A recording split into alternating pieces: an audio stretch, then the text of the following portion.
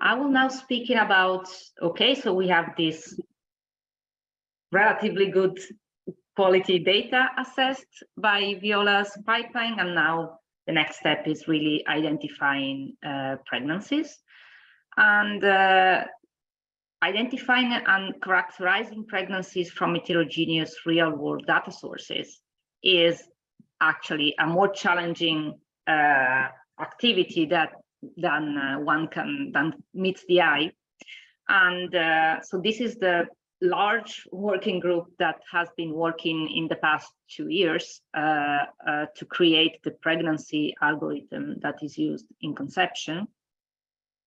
And what is the background of this work, and what is the objective of the presentation today? So in our first studies in conception, we have characterized real-world data sources that participate in conception, which are a large sample of European data sources, has been compositions of a smaller unit that we called data banks. And the composition of such data banks can be very heterogeneous. An example of a data bank is a birth registry. Another is a primary care medical record data bank, hospital administrative records, a data bank of specialist encounter record, or of outpatient diagnostic procedure record. And each data source may have a different combinations of such elements, and each of those elements may contribute to identify pregnant persons. So if you look at the literature up to a couple of years ago,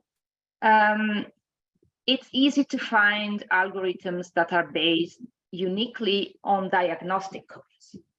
Now, if you only use diagnostic codes to identify pregnancy, you lose the opportunity of using birth registries, for instance, which are, of course, a very valuable source, or a procedure record. Or on the other hand, if you only base your algorithm on birth registry, you may fail to retrieve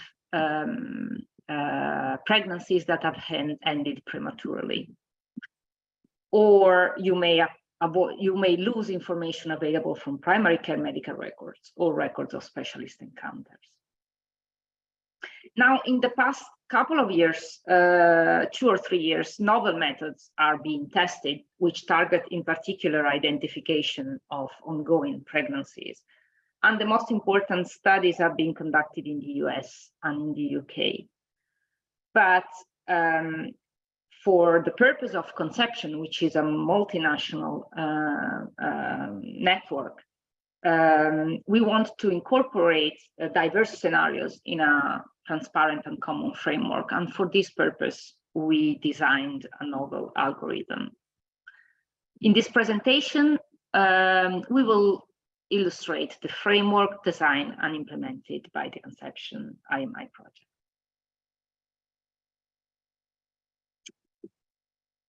Okay, so let's consider this situation. So we retrieve from our set of data sources, let's say from one data source, we retrieve all the possible records that imply that the person to whom the record refers to is pregnant on the date when the record is recorded.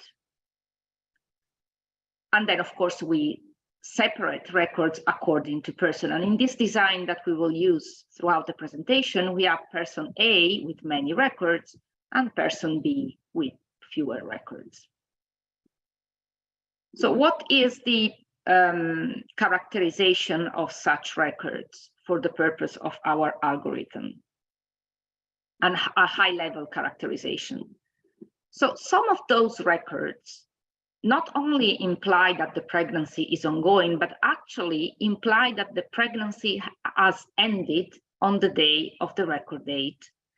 But not only this, the same record also carry information on gestational age at that date, which means that within the same record, we have both the information about when the pregnancy ended and the information of when the pregnancy started.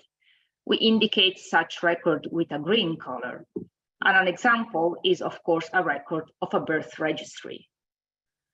Another example is a record of a diagnosis of a delivery, where the diagnosis carries somehow an information about what is the gestational age at the moment of delivery, which is a type of records that have been deployed recently in the US ICD-10, but not in ICD-9, for instance.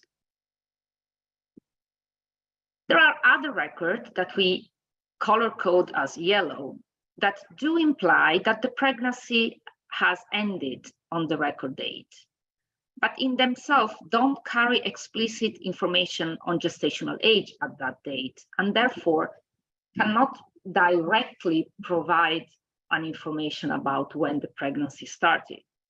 Of course, according to the semantic of the record, we may have an idea. If the record is a record of a live birth, we can expect that the pregnancy had started at least, let's say, 20, 24, 26 weeks before.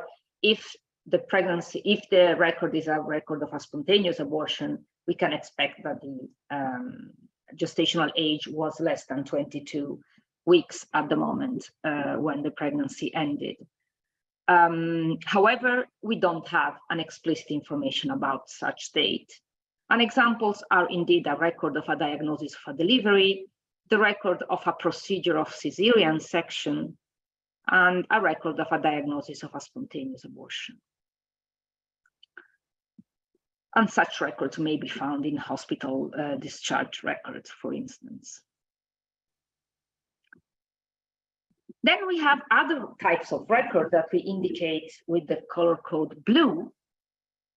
And their semantic imply that the pregnancy is ongoing on record date. But the record also does carry information on gestational age at that date. There is no information about the end of the pregnancy because the pregnancy has not ended in the moment when the record is recorded. But still, we have information about the start date. So an example could be a record of a primary care or of a specialist encounter that includes a recording of the last menstrual period, which is effectively the start date of the pregnancy. So these are, let's say, the records which do carry some information for us about start and end of pregnancy.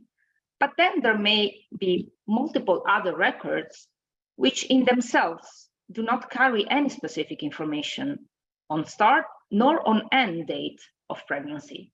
They only tell us that on the day when the record was recorded, the person was pregnant.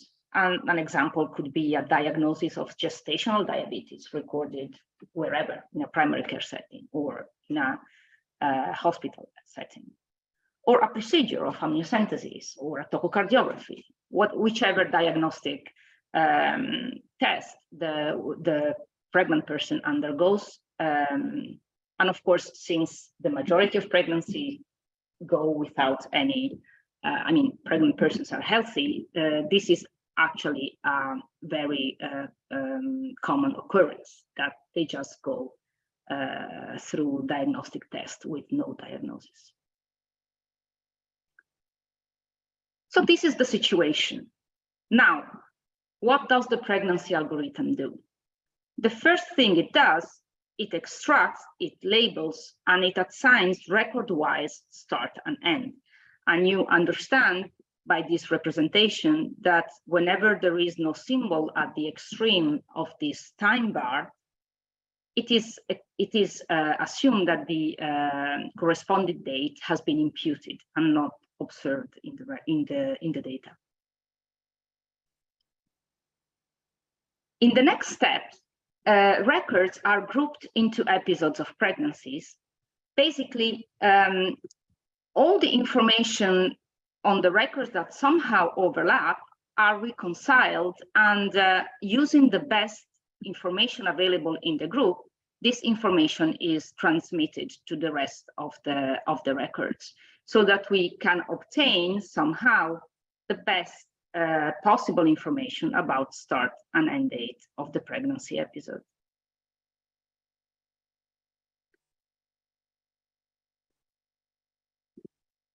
In the next step, by using the information that is available in green or blue record, we train a machine learning model that predicts the start of pregnancy of yellow and red records that are included in episodes of pregnancies that have this information, like the green pregnancy here or the yellow pregnancy here. So we generate this machine learning. We train this machine learning model. And then we use the machine learning model to predict the start of pregnancy of red and yellow records where a corresponding green or blue record does not exist. So somehow we do have information, we predict information about when pregnancies that are red, that only contain red records, did start. So what is missing? What is missing is how do we estimate when the red pregnancies ended? And this is, again, a situation where really we need to be aware of how our data sources are composed, and in particular, what happens in that data source when an end of pregnancy occurs. What happens in the data as a correspondent event? What does an end of pregnancy prompt in our data source? And this will depend, of course, of the composition of our data source.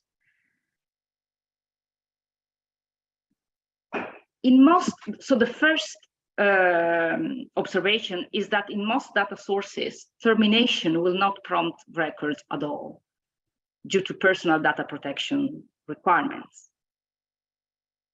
On the other hand, early spontaneous abortion will often not prompt records either, because the type of assistance that is required by this event is often not recorded.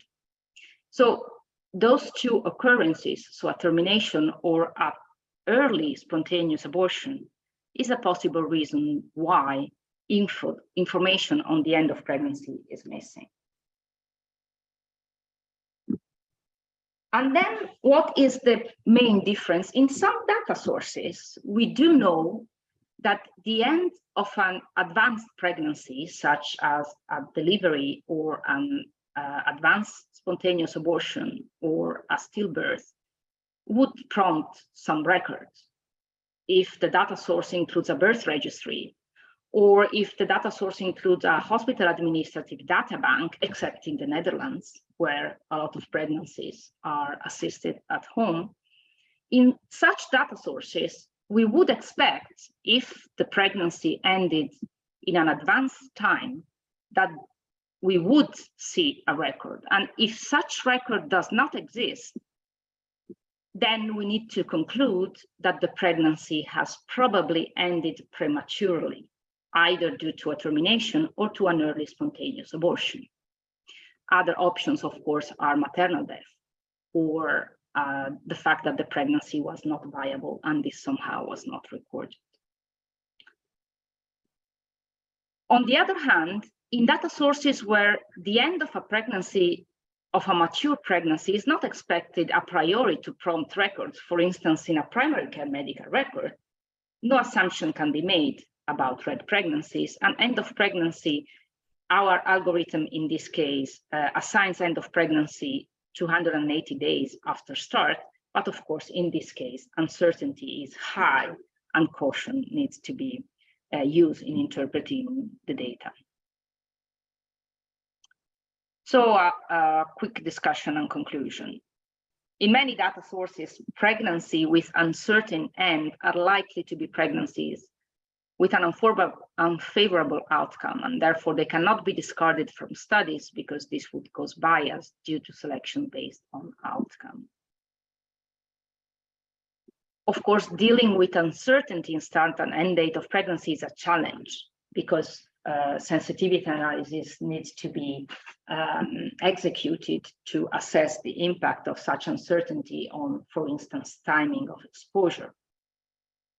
However, according to the type of study, so whether it is a descriptive study, whether it is an outcome study with an outcome including early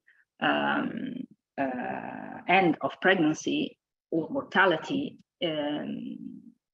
dealing with this uncertainty is often necessary. The conception pregnancy algorithm provides a general strategy for data source tailored solutions to identify pregnancies in real-world data sources, and it is implemented in an open source R script, which is available at this address. Thank you for your attention.